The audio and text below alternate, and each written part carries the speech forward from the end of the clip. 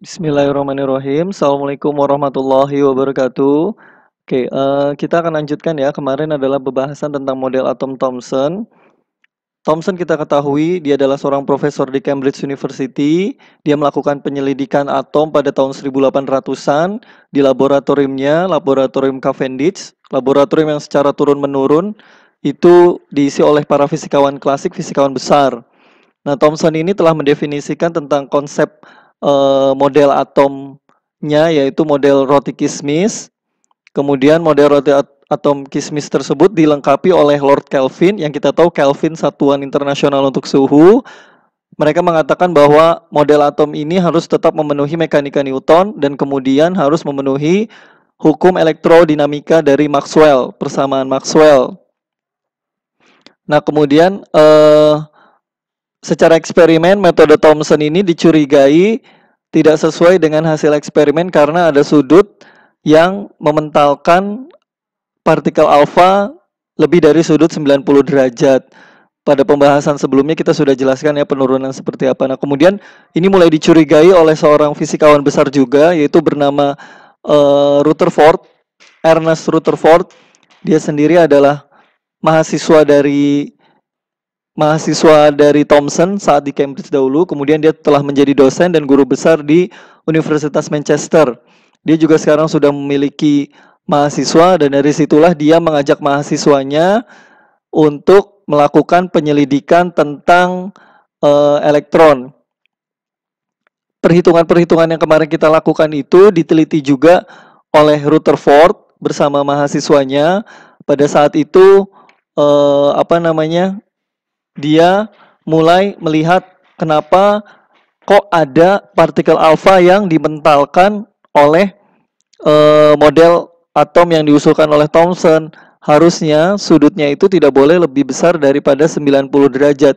Dia mengusulkan bahwa bisa jadi bahwa atom tersebut atau selama ini pada kenyataannya itu muatan positifnya tidak tersebar merata, tapi bertumpu di pusat. Nah, ini kecurigaan ini. Nah, ini namanya kalau dalam sains itu adalah hipotesis, melakukan sebuah dugaan dari imajinasi berdasarkan data-data yang sudah diperoleh sebelumnya. Kemudian argumentasi tersebut mulai dibuktikan oleh percobaan selanjutnya. Kemarin kita sudah menghitung sudut hambur total rata-rata pada prediksi model atom Thomson adalah lambangnya kemarin itu seperti apa? Lambangnya seperti ini ya.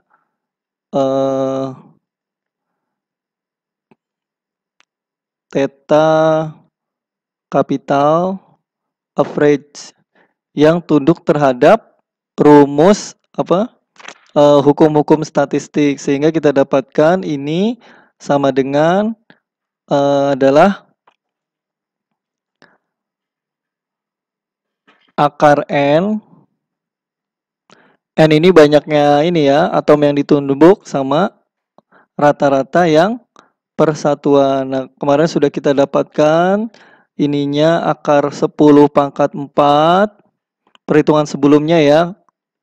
Anda bisa lihat di perhitungan sebelumnya dikali 2 kali 10 pangkat minus 4 radian.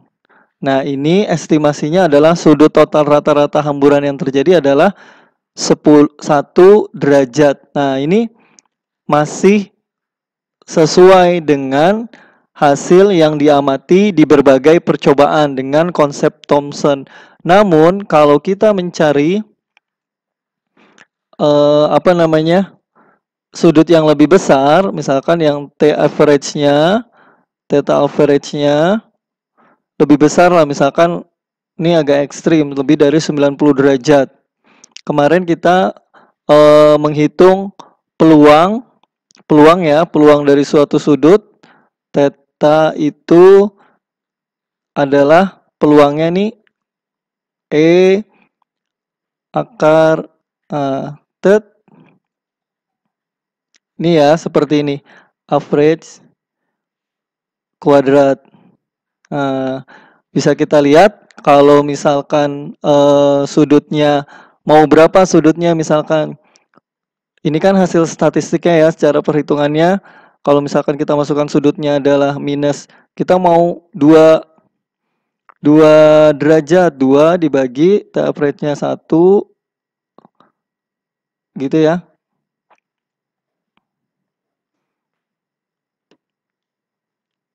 Berarti sama dengan probabilitasnya sama dengan E pangkat minus 4 ya, atau sama dengan 1/, E pangkat 4. Masih masuk akal. Masih masuk akal. Nah, cuman kemudian kalau misalkan kita tinggi nih, misalkan 90 derajat, maka kita masukkan. Nah, ini dia mulai Rutherford ini dia mulai nanyakan, bagaimana kalau misalkan E-nya theta ininya 90 derajat. 90 derajat. Ternyata peluangnya adalah E minus 90 derajat dibagi 1 derajat kuadrat. Bayang ini jadi berapa? Kalau kita hitung, ini sama lihat dengan E sama dengan peluangnya minus 90 kuadrat, berarti sama dengan E minus 81, ini ya, 8100 ya. Kalau dihitung ini sama dengan sebanding dengan 1/, E pangkat 8100. Ini sama juga dengan angkanya, peluangnya sama dengan 10 pangkat minus 3500. Ini berapa? 0,00000. Nah, artinya ini sebagai, kita sederhanakan, ini nilainya adalah 0. Artinya secara eksperimen tidak mungkin ditemukan hamburan yang nilainya sama dengan 90 derajat atau lebih besar dari 90 derajat.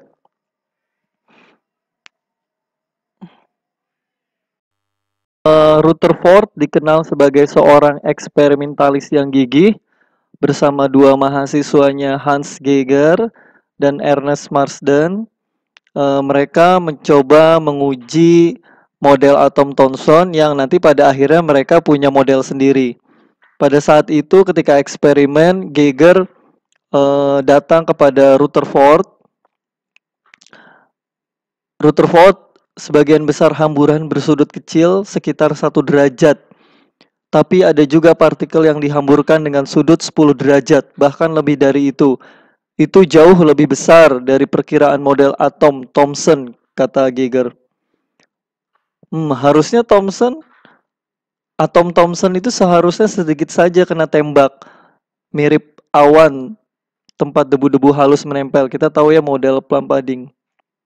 Nah, kemudian dari Geiger inilah dikenalkan oleh Marsden. Kata Geiger dalam riwayatnya, bagaimana kalau Marsden yang belajar tentang metode radioaktif pada saya yang mengajarkan kepada saya untuk melakukan pengukuran lanjutan. Kata Rutherford, mengapa tidak? Biar dia meneliti apa ada hamburan dengan sudut yang lebih besar. Nah, ini mulai curiga pada sudut besar. Biarkan si Marsden ini yang melakukan percobaan, karena dia untuk percobaan radioaktif dia lebih jago. Nah, pada tahun 1908 itulah Rutherford mulai mendapatkan ilham bahwa menembakkan muatan positif mungkin menjadi bahan yang ideal untuk mempelajari struktur atom. Dia akhirnya menembakkan partikel alfa pada selaput tipis emas dengan mikroskop sebagai pengamat. Ia mengamati sinar kecil ketika partikel alfa menunjuk layar berpendar. Jadi mereka ini saling bekerja sama. Kemudian kita lanjut. Nah, ini dia model percobaannya. Ya, di sini bisa dilihat sumber alfanya. Ini skema sederhananya, sketsanya. Kemudian ini lapis tipis emas. Nah, ini kemudian ditangkap oleh layar. Nanti layar itu berpendar, nanti diamati oleh mikroskop pergeserannya seperti apa. Nah, di sini bisa dilihat bahwa emas tipis yang ditembakkan oleh sumber alfa, ini sumber alfa, ini splittingnya, kemudian dia langsung menembak lapis tipis emas, kemudian di sini menumbuk layar-layar, menerpa layar dan membuatnya berpendar, diamati oleh mikroskop. Namun ternyata secara eksperimennya ada yang ketika di sini taruh lembar layar, ternyata di sini ada yang terdetek ada sinar yang terang di sini. Nah, disitulah yang membuat mereka bertiga kaget. Pada saat itu 2 hari atau 3 hari kemudian setelah eksperimen yang dilakukan oleh Marsden tingkat lanjut, dia konsisten. Kemudian Geiger melaporkan Rutherford, Marsden mengamati ada partikel yang dipantulkan balik. Bayangin, dipantulkan balik. Jadi bukan hanya 90 derajat, ternyata dipantulkan balik. Nah, ini menarik. Akhirnya Thomson yang pada saat itu masih dipengaruhi oleh pemikiran Rutherford yang pada saat itu masih dipengaruhi oleh pikiran model atom Thomson, dia berpikir dan dia merasa kaget juga, dan akhirnya dia muncul statement yang sangat terkenal. Dia berkata seperti ini kepada Geiger bahwa ini adalah peristiwa yang sangat tidak masuk akal yang pernah terjadi dalam hidup saya. Dia antara senang, sedih, dan bingung sekali. Kemudian dia membuat sebuah analogi bahwa adanya sinar yang terhambur terpantur balik hasil eksperimennya Marsden. Dia bilang kepada Geiger, ini sama tidak masuk akalnya dengan ibarat Anda menembakkan sebuah peluru 15 inci pada selembar kertas tisu dan peluru itu kemudian balik lagi kepada Anda. Nah, karena melihat peluang ya, tadi peluang sebelumnya 10 pangkat minus 3.500 itu seperti peluang tidak mungkin kan kita menembak peluru 15 inci ke selembar kertas tipis tapi mantul lagi. Nah, dari situlah dia mulai merombak bahwa model atom Thomson itu perlu diperbaiki. Nah, dia bilang pantulan balik itu pasti karena tumbukan tunggal. Tapi perhitungan ini memperlihatkan bahwa hasil sebesar itu mustahil didapatkan kecuali jika massa atom terkumpul pada inti yang kecil. Nah, ini ada kata terkumpul. Akhirnya dia mengajukan sebuah hipotesis yang namanya inti atom. Inti atom pastilah sangat kecil, masif, dan memiliki muatan positif yang sangat besar. Percobaan-percobaan ini dan penafsiran Rutherford menandai lahirnya model atom nuklir. Nah, seperti ini ada inti atom, kemudian ada elektron-elektron yang menyebar. Ternyata atom ini, bahwa inti atom itu berada di tengah bermuatan positif dan sisanya adalah elektron. Nah, ini ruang-ruang kosong ini? Rutherford bilang bahwa atom hampir kosong sama sekali. Inti hanya menempati 1/1000.000 ruang atom. Bayangin, dari atom besar ini, inti ini adalah 1/1000.000 atom. Jadi sisanya hollow ya, kosong. Jadi sebagian besar partikel, atom, elektron bisa menembus ribuan lapisan atom dalam selaput logam dan pada suatu saat terjadi pemantulan balik. Makanya Geiger dan Marsden harus bersabar menunggu peristiwa itu terjadi. Jadi dia terus melakukan eksperimen ya, harus konsisten ditungguin sampai ada yang terpantul balik. Nah, meskipun model-model atom Rutherford ini bisa menerangkan fenomena hamburan, muncul pertanyaan besar, pertanyaan karena dia sudah mulai mengusulkan bahwa inti atom adalah inti, karena partikel alfa itu tidak mungkin, dia berpikir bahwa tidak mungkin dia akan terpantul balik kecuali ada sesuatu yang lebih besar dari dia, pantulan tunggal ke sana.